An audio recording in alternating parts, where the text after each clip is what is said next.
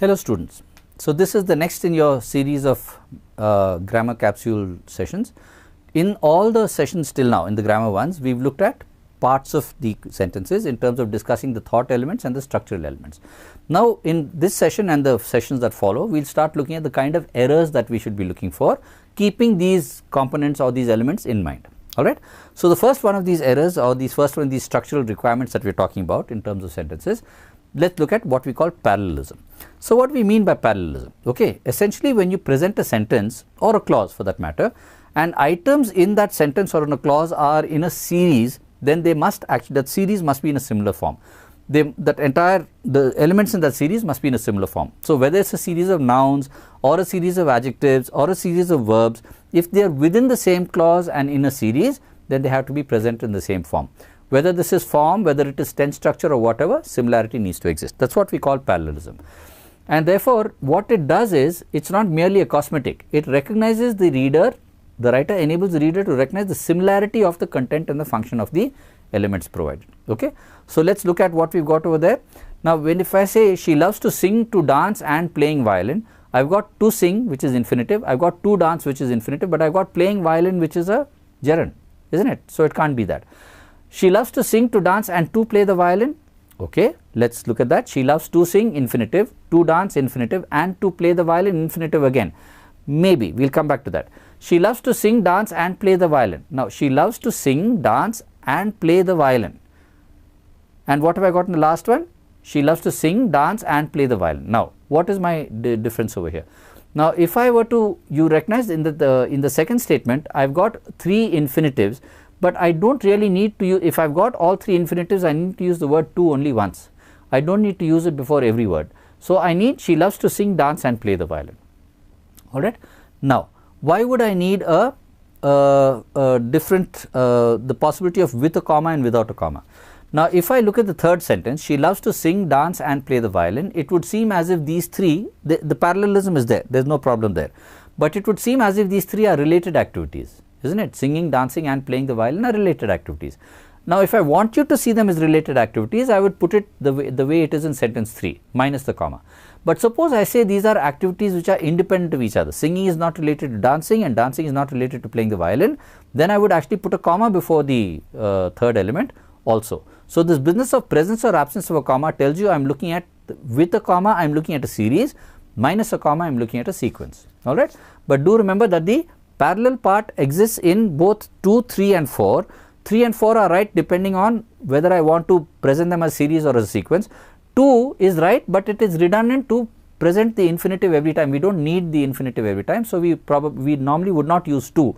We'll use either 3 or 4 depending on our context. Okay. So this is what we mean by parallelism. Let's look at a few samples and figure this out. So the basic concept, as I said earlier, is that the ideas of the same importance and function should be expressed in the same grammatical form, whether they are nouns, verbs or phrases. And what you should be looking out for if you want to identify parallel structure is look out for sentences that present a list or a series of what you are dealing with. Alright. Let's take one sentence over there. Among the reasons cited by the director for her resignation from office, among the reasons cited by the director for her resignation from office were, and you know among the reasons, so we probably are going to look at a series of reasons, were the pressure of work and responsibilities, that's a noun situation, the outstation duties, that's a noun situation, and desiring to pursue her own hobbies, that becomes a gerund. It's not a noun situation. Therefore, it will have to be were the pressure of work, the outstation duties and the desire to pursue, not and desiring to pursue. Okay, and the desire to pursue or not. That would give you a parallel structure in terms of the noun situations presented. So this is what we mean when we talk about parallelism. Let's look at a few then. Now, where a sentence has, in sentences that two parts, okay, then both parts must have the same structure. That means both two parts within the same idea being delivered, right? Let's take the one there. Tourist images of India range from exotic to the bizarre. Now, if I say range from exotic to the bizarre, we are saying that the images are being described in a certain category or in a certain class, isn't it? So, if I want to talk about it as a class, then I'll have to talk about the exotic and then the bizarre. So, as it has the bizarre, it should have the exotic. But if I only want to talk about them as adjectives, then and not putting them down into a class, then I'll have to say or it should be exotic and bizarre. I can't have should range from exotic to the bizarre. If I say should range from the bizarre, that means all bizarre photographs, to the exotic, all exotic images. But if I say exotic and bizarre, then I am saying exotic images and bizarre images. Alright, so you get the idea there. So it has to be similar in structure in both parts. Let's look at the next one. Excited about visiting Japan, Rohit minded neither the long hours of flight nor waiting in the custom interminably. Now, okay, there is a small typo there, it should be customs. Now, in the customs interminably. Now, let us look at that. He minded neither the long hours of flight. I have got the description before the noun, long hours of flight, long hours of flight. And therefore, the structure of the waiting also should form. Therefore, if I have got long hours, that is a noun situation, then the following cannot be a gerund situation, then have to be the long wait in customs, right. So, as it has the long hours of flight, it should therefore be the long wait in customs or the interminable wait in customs. So, that becomes a parallel structure there. Let us look at the next one. I remember my granny making mouth-watering cakes and decorated the house for Christmas. Now, I do not even have the correction there because it is pretty obvious. I remember my granny doing things, no, making mouth-watering cakes, and then it should be decorating the house for Christmas. So, that makes it fairly straightforward. So, this is how parallelism works. Let us move on. When we have correlative expressions, the ones that use not but or not only but also or either or first, second, third and so on, you recognize that again you are looking at things which have to be balanced. They have to be similar on both sides of the correlative or all sides of the correlative, right. Now, for instance, if you are looking at a sample there, it was neither a long ceremony nor very tedious. I have got neither a long ceremony, therefore, it has to be nor a very tedious one, because I can't say it was neither a long ceremony not very tedious. So, either I should say the ceremony was neither long nor tedious, or I should say it was neither a long ceremony nor a very tedious one. So, that would make it parallel. Now, when you describe things or you compare things, similarly the descriptions or the comparisons should be in parallel structures wherever possible and wherever it is appropriate. If it is not possible, then you have to frame the sentence so that they become different little clauses, but otherwise you would normally do this. So, I can't say my income is smaller than my wife, because then I am comparing income directly to my wife, but I can say my income is smaller than that of my wife or my income is smaller than my wife's. So, over here the description has to be similar things that you describe.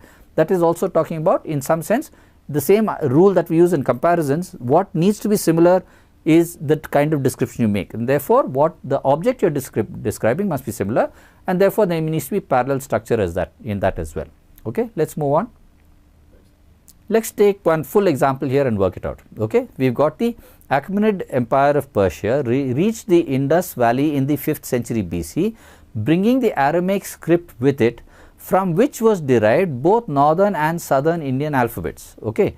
Now, we are saying the Achaemenid Empire of Persia reached the Indus Valley in the 5th century BC, bringing some script with it, bringing the Aramaic script with it, and then I have got from which was derived both northern and southern Indian alphabets. Now, so let us look at this.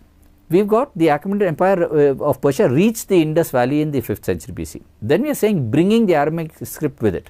Now, bringing the Aramaic script with it or bringing with it the Aramaic script. Now, typically the bringing with it the Aramaic script I want, because I am saying bringing with it, and the fact is the bringing is more relevant to the it. Bringing with it, with what? With themselves, no? Bringing with the empire brought with it the Aramaic script. So, if I look at just the Aramaic script with it, let us say A and B, let us look at what we have there. If I look at A, bringing the Aramaic script with it, from which was derived both northern and southern Indian alphabets, and if you look at B, with it and from which deriving both, now that makes it clearly wrong. Now, between the Aramaic script with it and bringing with it the Aramaic script, I would probably want to run with bringing with it the Aramaic script, because that is more concise and it is more accurate in terms of the description that we have. And therefore, between C, D and E, bringing with it the Aramaic script from which derive. Now, from which derive both the northern and the southern. Now, the word derive can also mean something that derives from something else. So, let us compare C with D. Bringing with it the Aramaic script from which derives both northern and southern. Now, actually I have got two northern and southern Indian alphabets, so it actually have to be derive, not derives, isn't it? Because from which derive both these scripts, so it can't be derives.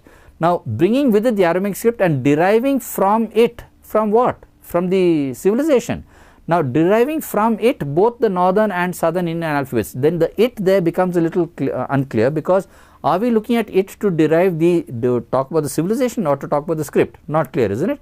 And the deriving from it would mean that the empire derived the this the northern and southern Indian alphabets from the script, isn't it? So deriving from it both the northern and southern. So between all of this, you'd actually need to run with C, because it says bringing it with it the Aramaic script, and it's from the Aramaic script and not from the civilization, right? From the Aramaic script that the northern and southern Indian alphabets were derived, right? So which derive both the northern and the southern. Now the derive part, bringing with it the Aramaic script from which derive. It's not the Aramaic script derive, from which derive, and if I've got from which derive, then the objects that follow drive the verb, correct? From which derive both the northern and the southern alphabets. So C becomes the answer to this question. Let's move on. Now this is an example we've taken from the newspaper, right? So with the passing away of Sri I.K. Gujral, the region has lost a noble and distinguished politician, a man of extraordinary capabilities and exceptional humanness, a leader of admirable vision and radical thinking in his outlook on the relations between India and Pakistan. Now I've got three things. The region has lost what? It has lost a politician, it's lost a man, it's lost a leader. Now how have we described the politician and the man and the leader? In the case of the politician, we've used it attributively, and in the case of the man, we've used it, let us say, predicatively. So what should we do?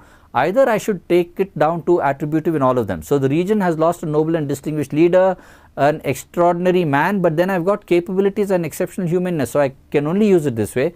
And an admirable vision leader, I can't use that. So I can only use these things predicatively. So that means the first one should also become predicative. So it can't be the region has lost a noble and distinguished politician. It will have to be the region has lost a politician of nobility and distinction, right?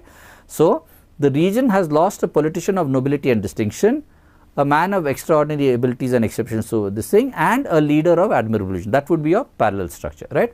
So a politician of such and such, a man of such and such, a leader of such and such. That becomes your parallel structure. Now let's look at a few other points there. So we are saying a leader of admirable vision, and then we are describing that with radical thinking in his outlook on the relations between India and Pakistan. Now if we say he was all of this and we say with radical thinking, we are saying that in addition to being these three things, he had this radical thinking. Now this part here is not about parallelism, it's just about getting to recognize how let us say prepositional phrases can change things. Now over here we are saying this, so this goes back to our connectives session, right? So my parallelism bit is done. The parallelism requires politician of such and such, man of such and leader of such and such. Now the leader of such and such with radical thinking would mean as a leader he had radical thinking. Now as a leader or as a person who had all these three qualities, a politician, a man and a leader of admirable vision with radical thinking. So this leader had radical thinking. But when I say a leader with admirable vision and radical thinking, now that makes it slightly different. Now a leader of admirable vision would mean that's his primary quality, and in addition he had radical thinking, right? It is a subsequent thought. But when I say a leader with admirable vision and radical thinking, I am saying the admirable vision and radical thinking are in some sense related elements, okay? So do remember that the way you place your modifiers, the way you use your modifiers actually changes the way that we are looking at the statement. And down below is the part that we need to correct the parallelism with. It has to be has lost a politician of nobility and distinction, okay? So that takes care of the parallelism part.